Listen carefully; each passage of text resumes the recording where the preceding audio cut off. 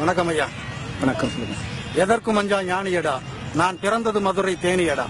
இதற்கும் அதற்கும் ஏனியடா, நான் வளர்ந்தது திருவல்லிக்கேணியடா.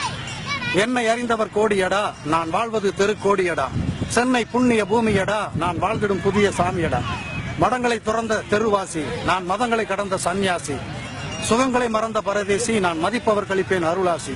சிவனை தேடி சிவனானேன், நான் நபிகளை பாடி ரசூலானேன். நம்பிட மறுப்பது உண்பாடு, நான் இயேசுவின் இறுதி ஏற்பாடு. இந்த உலகத்திலே ஞானம் என்ற 10ஆம் அறிவை சொன்னது தமிழ் மொழிதான். ஆக 10 அறிவு மனிதனுக்கு இருப்பதை என்பதை நிரூபிக்கின்ற ஒரு பரதேசி 10ஆம் அறிவு தத்துவ ஞானி பேசுகிறேன். மனிதன் 6 அறிவு என்று அலைகின்றான். அந்த 6 அறிவுகளை அவன் வரிசையாக சொல்ல முடியாது. கண்களால் ஒரு அறிவு, அதன் பெயர் ரூபம். காதுகளால் ஒரு அறிவு சப்தம். மூக்கால் ஒரு அறிவு வாசம். நாவால் ஒரு அறிவு சுவை. உடலால் ஒரு அறிவு ஸ்பர்ஷம். ஆக 5 புலன்கள், 5 அறிவுகள். இந்த 5 அறிவுகளை தாண்டி 6ஆம் அறிவு என்பது பகுத்தறிவு. அதுதான் 6th சென்ஸ் சொல்லக்கூடிய பகுத்தறிவு. அதற்கு மேலே விவேகம் என்ற ஒரு அறிவு இருக்கிறது.